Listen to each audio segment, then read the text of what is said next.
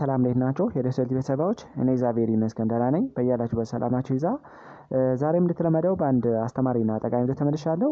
በዚህ ቪዲዮ ሰዎች በማርበርግ ቫይረስ ከተያዙ በኋላ ቶሎ እንዲያገግሙ ለማድረግ ህመሙን ለመቀነስ የቫይረሱን ስርጭት ሰውነታቸው ውስጥ ለመግታት የሚያስፈልግ እጅግ በጣም አስገራሚ የሆነ ንጥረ ነገርን ለእናንተ እነግራችኋለሁ። በተለይ ይህ ቫይረስ አሁን ላይ በከፍተኛ ደረጃ በሀገራችን ውስጥ እየተስፋፋ እንዳለ ጥናቶች ያሳያሉና በቤት ውስጥ የሚዘጋጅ ንጥረ ነገር እንዴት መጠቀም እንችላለን፣ ምን ያህል መጠቀም እንችላለን የሚለውን ከዚህ ጋር አያይዤ እነግራችኋለሁ ማለት ነው።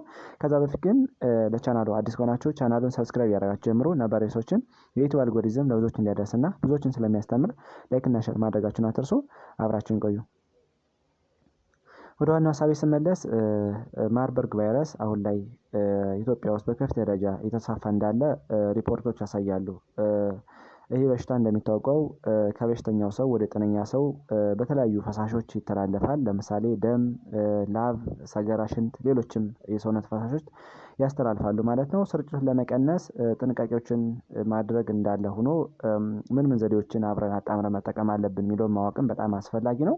ይህ በሽታ እስካሁን ድረስ ትክክለኛ የሆነ መድኃኒት ወይም ደግሞ ቫክሲን አልተገኘለትም። ስለዚህ በቤት ውስጥ ምን ዘዴዎችን መጠቀም አለብን የሚለውን እነግራችኋለሁ ማለት ነው። ህክምናው የሚሰጠው እንደ ሳፖርቲቭ ኬር ነው። ያ ማለት ምልክቶችን ለማስታገስ እንዲሁም ደግሞ የተለያዩ ኮምፕሊኬሽኖች ወይም ደግሞ ውስብስብ የሆኑ የጤና ችግሮች እንዳይከሰቱ ለማድረግ የሚሰጥ ህክምና እንጂ ትክክለኛ የሆነ ዴፊኒቲቭ የሆነ ማኔጅመንት የለውም ማለት ነው።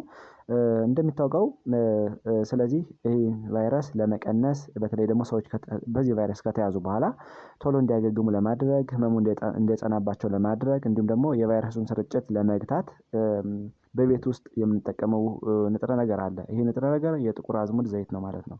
ይሄ ዘይት ተበሽታው ለመከላከል የሚያስፈልግ ሳይሆን ሰዎች በዚህ በሽታ ከተያዙ በኋላ በሽታው እንዳይጠናባቸው ለማድረግ ውስብስብ የሆነ የጤና ችግር እንዳይከሰት ለማድረግ ሞትን ለመቀነስ እንዲሁም ደግሞ ቶሎ ለማገገም የሚረዳ ነው ማለት ነው እንጂ በሽታውን ለመከላከል የሚያስፈልግ ንጥረ ነገር አይደለም ማለት ነው። ስለዚህ የተለያዩ ጥናቶች እንደሚያስረዱት የጥቁር አዝሙድ ዘይትን አዘውትሮ መጠቀም ይህ ቫይረስ ከተያዙ በኋላ ሰዎች በዚህ ቫይረስ በሽታው እንዳይጸናባቸው ለማድረግ ህመሙን ለመቀነስ በተለይ ደግሞ የቫይረሱን ስርጭት ሰውነታቸው ውስጥ ለመግታት እና የተለያዩ ውስብስብ የሆኑ የጤና ችግሮች እንዳይከሰቱ ለማድረግ የሚያስፈልግ ነው ማለት ነው።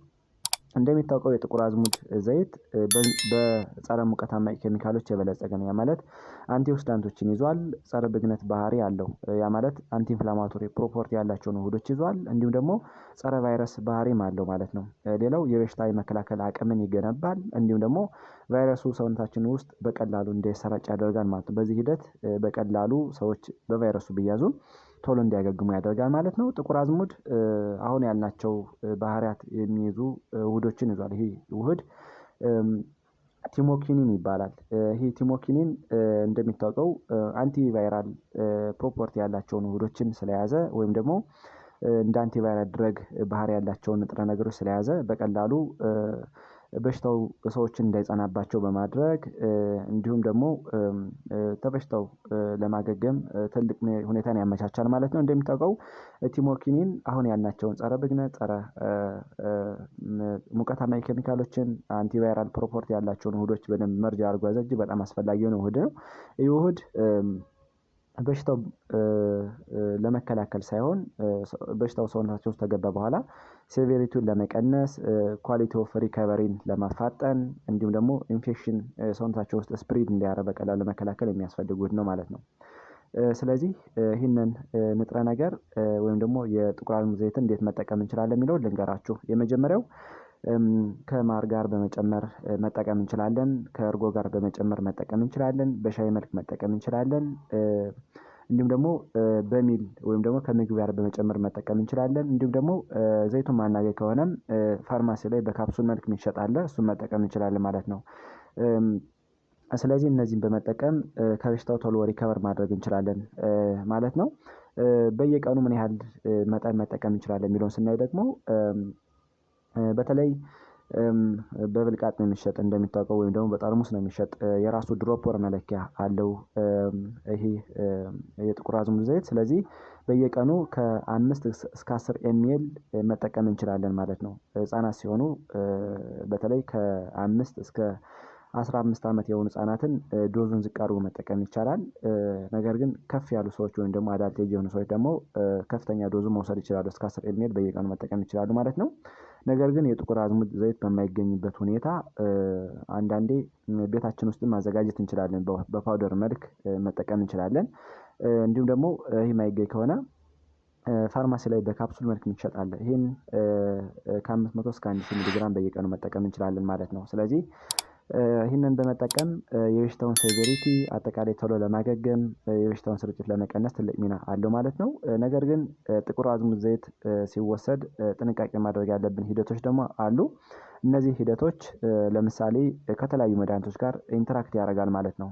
ለምሳሌ ብለድ ቲነር ወይም ደግሞ አንቲኮግላንት የሚወስዱ ሰዎች፣ ለምሳሌ ስትሮክ ያለባቸው፣ የልብ ህመም እንዲሁም ሌሎች ችግር ያለባቸው ሰዎች አንቲኮግላንት ይወስዳሉ። ያ ማለት የደም ማቅጠኛ መድኃኒቶችን ይወስዳሉ። ለምሳሌ እንደ ዋርፋሪን፣ ሄፓሪን፣ ሌሎች ሚኖክሳፓሪን የመሳሰሉ መድኃኒቶች ጋር አጸግብሮት ሊፈጥር ስለሚችል እነዚህ መድኃኒቶች የሚወስዱ ሰዎች ብዙ ጊዜ ይህን መጠቀም ካለባቸው የጤና ባለሙያን ቢያማክሩ ይመረጣል። ሌላው ደግሞ የስኳር ህመምተኞች ናቸው። እነዚህ የስኳር ህመምተኞች የስኳር መድኃኒት ሲወስዱ እንደሚታወቀው የተለያየ አጸግብሮት ሊኖር ስለሚችል የመድኃኒቱን ፖተንት ሊቀንስ ስለሚችል፣ ለምሳሌ ኦራል ሃይፖግላይሴሚክ ኤጀንት የሚወስዱ ሰዎች አሉ። እንደ ሚትፎርሚን፣ ግሊቢን፣ ክላማይድ የመሳሰሉ መድኃኒቶች የሚወስዱ አሉ። እንዲሁም ደግሞ በሚወጋ መልክም እንደ ኢንሱሊን አይነት መድኃኒቶች የሚወስዱ ሰዎች አሉ። ስለዚህ እነዚህን አይነት መድኃኒቶች የሚወስዱ ሰዎች ወይም ደግሞ ስኳር ታማሚ ከሆኑ መድኃኒቶችን ሊቀንስ ስለሚችል፣ የተለያዩ ነገር አጸግብሮት ሊፈጥር ስለሚችል